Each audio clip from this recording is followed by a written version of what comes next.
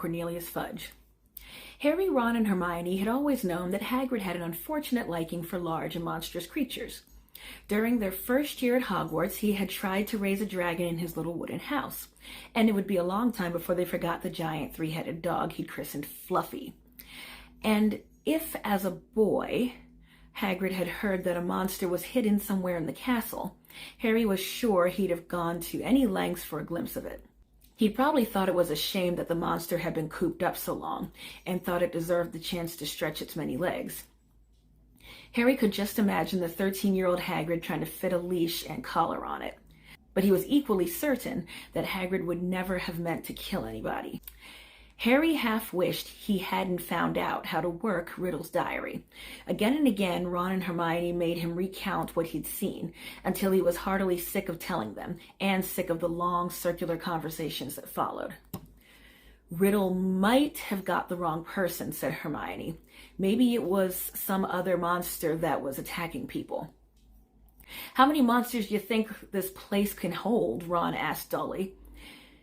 We always knew Hagrid had been expelled, said Harry miserably. And the attacks must have stopped after Hagrid was kicked out. Otherwise, Riddle wouldn't have gotten his award. Ron tried a different track. Riddle does sound like Percy. Who asked him to squeal on Hagrid anyway? But the monster had killed someone, Ron, said Hermione, and Riddle was going to go back to some Muggle orphanage if they closed Hogwarts, said Harry. I don't blame him for wanting to stay here. You met Hagrid down Nocturne Alley, didn't you, Harry? He was buying a flesh-eating slug repellent, said Harry quickly. The three of them fell silent. After a long pause, Hermione voiced the naughtiest question of all in a hesitant voice. Do you think we should go and ask Hagrid about it all? That'd be a cheerful visit, said Ron. Hello, Hagrid. Tell us, have you been setting anything mad and hairy loose in the castle lately? In the end, they decided that they would not say anything to Hagrid unless there was another attack. And as more and more days went by with no whisper from the disembodied voice, they became hopeful that they would never need to talk to him about why he had been expelled. It was now nearly 4 months since Justin and nearly headless Nick had been petrified, and nearly everybody seemed to think that the attacker, whomever it was, had retired for good. Peeves had finally got bored of his "Oh, Potter, you rotter" song. Ernie Macmillan asked Harry quite politely to pass a bucket of leaping toadstools in herbology one day, and in March, several of the mandrakes threw a loud and raucous party in Greenhouse 3. This made Professor Sprout very happy. The moment they start trying to move into each other's pots, we'll know they're fully mature, she told Harry. Then we'll be able to revive some poor people in the hospital wing. The second years were given something new to think about during their Easter holidays. The time had come to choose their subjects for the third year, a matter that Hermione at least took very seriously. It could affect our whole future, she told Harry and Ron as they pored over lists of new subjects, marking them with checks. I just want to give up potions, said Harry. We can't, said Ron gloomily. We keep all our old subjects, or I'd have ditched Defense Against the Dark Arts. But that's very important, said Hermione, shocked. Not the way Lockhart teaches it, said Ron. I haven't learned anything from him except not to set pixies loose. Neville Longbottom had been sent letters from all the witches and wizards in his family, all giving him different advice on what to choose. Confused and worried, he sat reading the subjects list with his tongue poking out, asking people whether they thought arithmancy sounded more difficult than study of ancient runes. Dean Thomas, who, like Harry, had grown up with muggles, ended up closing his eyes and jabbing his wand at the list, then picking the subjects it landed on. Hermione took nobody's advice, but signed up for everything.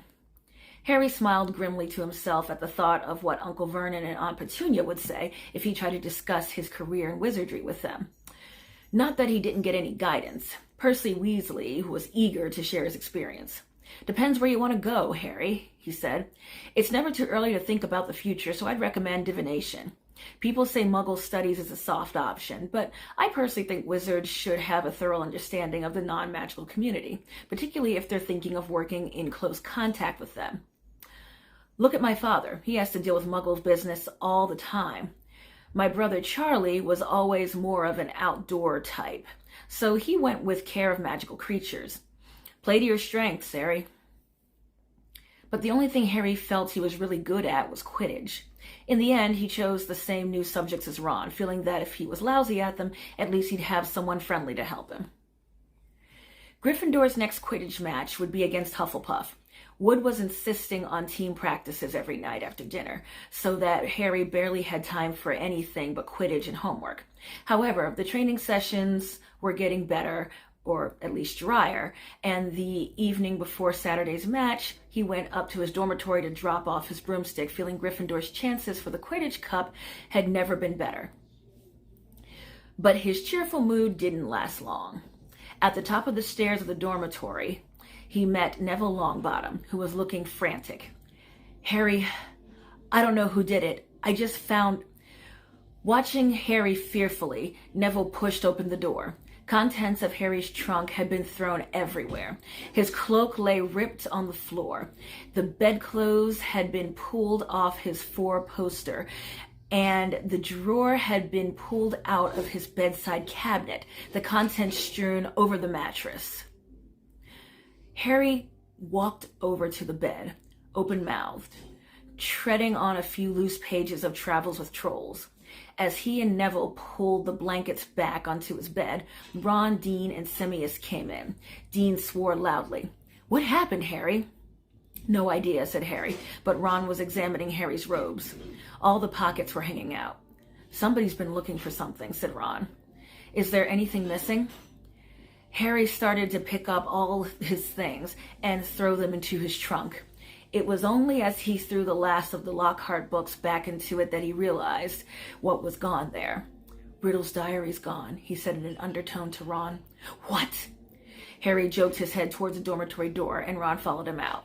They hurried down to the Gryffindor common room, which was half empty, and joined Hermione, who was sitting alone reading a book called Ancient Runes Made Easy. Hermione looked aghast at the news. "But only a Gryffindor could have stolen... Nobody else knows our password." "Exactly," said Harry. They woke the next day to brilliant sunshine and a light, refreshing breeze. "Perfect Quidditch conditions," said Wood enthusiastically at the Gryffindor table, loading the team's plates with scrambled eggs. "Harry, buck up there. You need a decent breakfast." Harry had been staring down the packed Gryffindor table, wondering if the new owner of Riddle's diary was right in front of his eyes. Hermione had been urging him to report the robbery, but Harry didn't like the idea. He'd have to tell a teacher all about the diary and how many people knew why Hagrid had been expelled 50 years ago. He didn't want to be the one who brought it all up again. As he left the Great Hall with Ron and Hermione to go and collect his Quidditch things, another very serious worry was added to Harry's growing list. He had just set foot on the marble staircase when he heard it, yet again. "Kill this time. Let me rip, tear." He shouted aloud, and Ron and Hermione both jumped away from him in alarm. "The voice," said Harry, looking over his shoulder. "I just heard it again, didn't you?" Ron shook his head, wide-eyed. Hermione, however, clapped her hand to her forehead. "Harry, I think I've just understood something. I've got to go to the library." And she sprinted away up the stairs. "What does she understand?" said Harry distractedly, still looking around, trying to tell where the voice had come from. "Loads more than I do," said Ron, shaking his head. "But why she got to go to the library?" "Because that's what Hermione does," said Ron, shrugging. "When in doubt, go to the library." Harry stood irresolute, trying to catch the voice again, but people were now emerging from the Great Hall behind him, talking loudly, exiting through the front doors on their way to the Quidditch pitch. "You'd better get moving," said Ron. "It's nearly 11, the match." Harry raced up to Gryffindor Tower, collected his Nimbus 2000, and joined the large crowd swarming across the grounds. But his mind was still in the castle along with the bodiless voice. And as he pulled on his scarlet robes in the locker room, his only comfort was that everyone was now outside to watch the game. The teams walked onto the field to tumultuous applause. Oliver Wood took off for a warm-up flight around the goalposts. Madam Hooch released the balls. The Hufflepuffs, who played in Canary Yellow, were standing in a huddle, having a last-minute discussion of tactics. Harry was just mounting his broom when Professor McGonagall came half marching, half running across the pitch, carrying an enormous purple megaphone. Harry's heart dropped like a stone. "This match has been cancelled," Professor McGonagall called through the megaphone, addressing the packed stadium. There were boos and shouts. Oliver Wood looked devastated, landed, and ran towards Professor McGonagall without getting off his broomstick. "But Professor," he shouted, "we've got to play. The cup, Gryffindor." Professor McGonagall ignored him and continued to shout through her megaphone. "All students are to make their way back to the house common rooms, where their heads of houses will give them further information. As quickly as you can, please." Then she lowered the megaphone and beckoned Harry over to her. "Potter, I think you better come with me." Wondering how she could possibly suspect him this time, Harry saw Ron detach himself from the complaining crowd. He came running up to them as they set off towards the castle. To Harry's surprise, Professor McGonagall didn't object. "Yes, perhaps you'd better come too, Weasley." Some of the students swarming around them were grumbling about the match being cancelled. Others looked worried. Harry and Ron followed Professor McGonagall back into the school and up the marble staircase, but they weren't taken to anybody's office this time. "This will be a bit of a shock," said Professor McGonagall in a surprisingly gentle voice as they approached the infirmary. "There has been another attack, another double attack."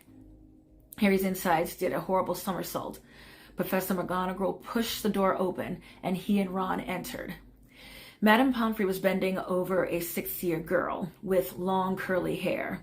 Harry recognized her as the Ravenclaw they'd accidentally asked for directions to the Slytherin common room. And on the bed next to her was Hermione, Ron groaned. Hermione lay utterly still, her eyes open and glassy. "They were found near the library," said Professor McGonagall. "I don't suppose either of you can explain this. It was on the floor next to them." She was holding up a small circular mirror. Harry and Ron shook their heads, both staring at Hermione. "I will escort you back to Gryffindor Tower," said Professor McGonagall heavily. "I need to address the students in any case." All students were returned to their house common rooms by 6 o'clock in the evening. No student is to leave the dormitories after that time. You will be escorted to each lesson by a teacher. No student is to use the bathroom unaccompanied by a teacher. All further Quidditch training and matches are to be postponed. There will be no more evening activities. The Gryffindors packed into the common room, listened to Professor McGonagall in silence. She rolled up the parchment from which she had been reading and said in a somewhat choked voice, "I need hardly add that I have rarely been so distressed. It is likely that the school will be closed unless the culprit behind these attacks is caught. I would urge anyone who thinks they might know anything about them to come forward." She climbed somewhat awkwardly out of the portrait hole, and the Gryffindors began talking immediately. "That's 2 Gryffindors down, not counting a Gryffindor ghost, 1 Ravenclaw and 1 Hufflepuff," said the Weasley twins' friend Lee Jordan, counting on his fingers. "Haven't any of the teachers noticed that the Slytherins are all safe? Isn't it obvious all this stuff's coming from Slytherin? The heir of Slytherin, the monster of Slytherin. Why don't they just chuck all the Slytherins out?" he roared to the nods and scattered applause. Percy Weasley was sitting in a chair behind Lee, but for once he didn't seem keen to make his views heard. He was looking pale and stunned. "Percy's in shock," George told Harry quietly. "That Ravenclaw girl, Penelope Clearwater, she's a prefect. I don't think he thought the monster would dare attack the prefect." But Harry was only half listening. He didn't seem to be able to get rid of the picture of Hermione, laying on the hospital bed as though carved out of stone. And if the culprit wasn't caught soon, he was looking at a lifetime back with the Dursleys. Tom Riddle had turned Hagrid in because he was faced with the prospect of a Muggle orphanage if the school closed. Harry now knew exactly how he had felt. "What are we going to do?" said Ron quietly in Harry's ear. "Do you think they suspect Hagrid?" "We've got to go and talk to him," said Harry, making up his mind. "I can't believe it's him this time, but if he set the monster loose last time, he'll know how to get inside the Chamber of Secrets, and that's a start. But McGonagall said, "We've got to stay in our tower unless we're in class." "I think," said Harry more quietly still, "it's time to get my dad's old cloak out again." Harry had inherited just one thing from his father, a long and silvery invisibility cloak. It was their only chance of sneaking out of the school to visit Hagrid without anyone knowing about it. They went to bed at the usual time, waited until Neville, Dean, and Simius had stopped discussing the Chamber of Secrets, and finally fallen asleep, then got up, dressed again, and threw the cloak over themselves. The journey through the dark and deserted castle corridors wasn't enjoyable. Harry, who had wandered the castle at night several times before, had never seen it so crowded after sunset. Teachers, prefects, and ghosts were marching the corridors in pairs, staring around for any unusual activity. Their invisibility cloak didn't stop them making any noise, and there was a particularly tense moment when Ron stubbed his toe only yards from the spot where Snape stood standing guard. Thankfully, Snape sneezed at almost exactly the same moment Ron swore. It was with relief that they reached the oak front doors and eased them open. It was a clear, starry night. They hurried towards the lit windows of Hagrid's house and pulled off the cloak only when they were right outside his front door. Seconds after they had knocked, Hagrid flung it open. They found themselves face to face with him, aiming a crossbow at them. Fang, the boarhound, barked loudly behind him. "Oh," he said, lowering the weapon and staring at them. "What are you two doing here?" "What's that for?" said Harry, pointing at the crossbow as they stepped inside. Nothing, Hagrid muttered. "I've been expecting... Doesn't matter. Sit down, I'll make tea." He hardly seemed to know what he was doing. He nearly extinguished the fire, spilling water from the kettle on it, and then smashed the teapot with a nervous jerk of his massive hand. "Are you okay, Hagrid?" said Harry. "Did you hear about Hermione?" "Oh, I heard all right," said Hagrid, a slight break in his voice. He kept glancing nervously at the windows. He poured them both large mugs of boiling water. He had forgotten to add tea bags and was just putting a slab of fruitcake on a plate when there was a loud knock at the door. Hagrid dropped the fruitcake. Harry and Ron exchanged panic-stricken looks, then threw the invisibility cloak back over themselves and retreated into a corner. Hagrid checked that they were hidden, seized his crossbow, and flung open his door once more. "Good evening, Hagrid." It was Dumbledore. He entered looking deadly serious and was followed by a second, very odd-looking man. The stranger had rumpled gray hair and an anxious expression, and was wearing a strange mixture of clothes: a pinstripe suit, a scarlet tie, a long black cloak, and pointed purple boots. Under his arm, he carried a lime green bowler. "That's Dad's boss," Ron breathed. "Cornelius Fudge, the Minister of Magic."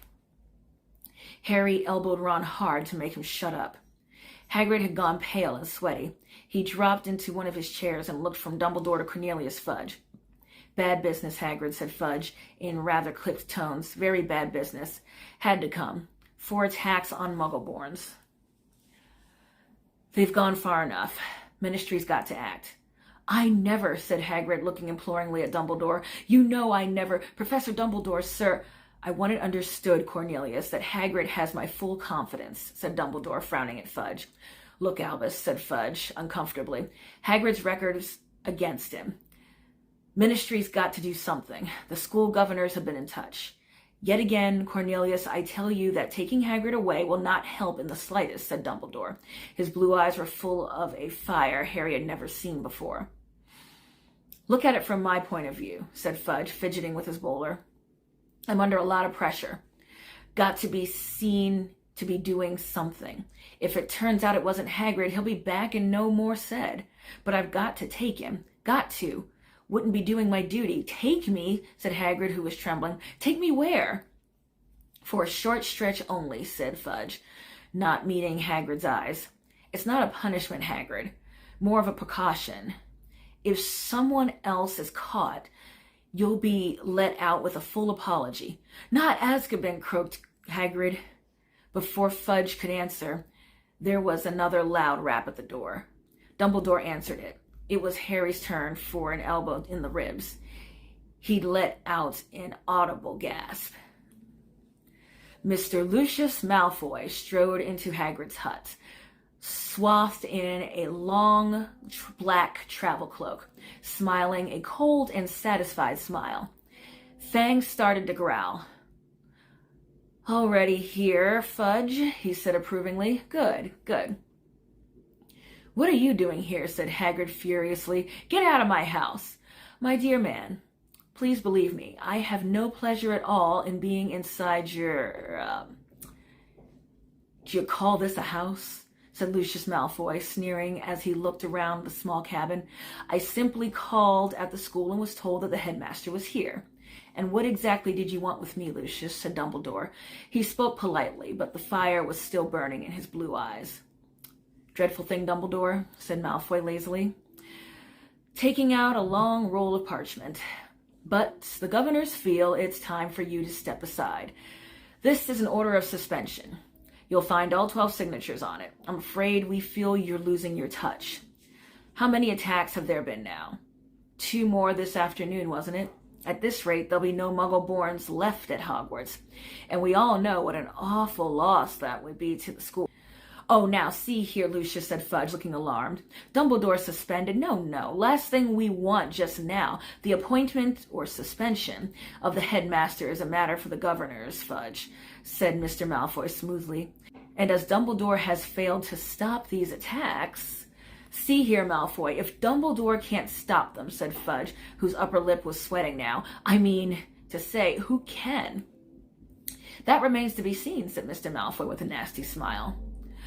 "But as all 12 of us have voted..." Hagrid leapt to his feet, his shaggy black head grazing the ceiling. "And how many did you have to threaten and blackmail before they agreed, Malfoy, eh?" he roared.